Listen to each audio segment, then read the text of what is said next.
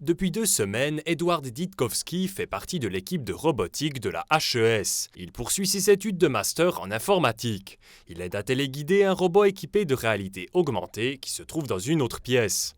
Il n'a pas pu poursuivre ses études à l'université de Kharkiv.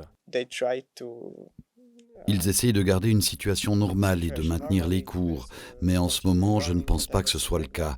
Mon université, qui est située au centre de Kharkiv, est devenue un lieu très dangereux.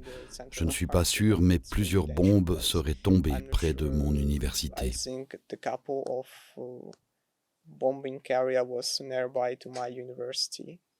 Il n'a pas été facile pour lui en tant qu'homme de s'enfuir d'Ukraine.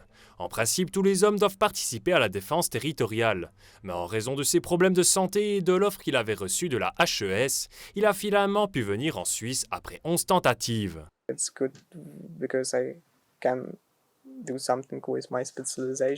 C'est bien parce que je peux poursuivre ma spécialisation. À la maison, je ne pourrais que lire.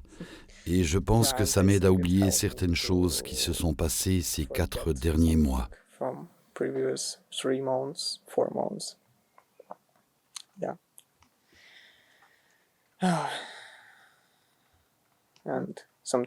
Et parfois, je me demande ce que je pourrais faire de plus pour mon pays et pour mon peuple.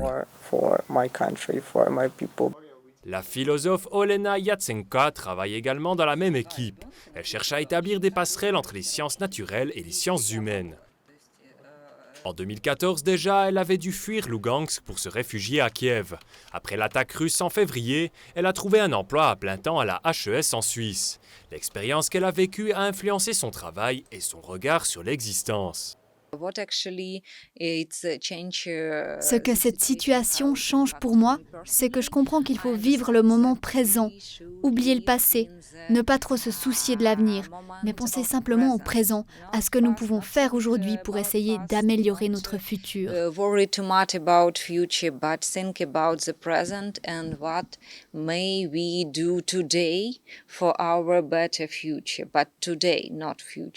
Sarah Desgalliers-Rocha est chargée de cours à la HES. Elle y dirige l'équipe de robotique. Elle s'est engagée pour que son école accueille des gens venus d'Ukraine. Pour eux, c'est aussi important de continuer à être actif, de continuer de pouvoir reprendre une vie normale, de pouvoir travailler, évoluer, avoir un salaire. Donc c'est des choses que, avec la BFH, on peut offrir.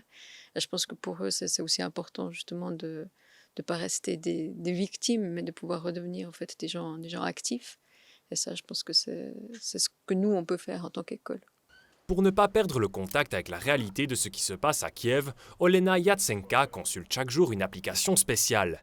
Les attaques à la bombe apparaissent en rouge. Le vert indique quand elles devraient cesser.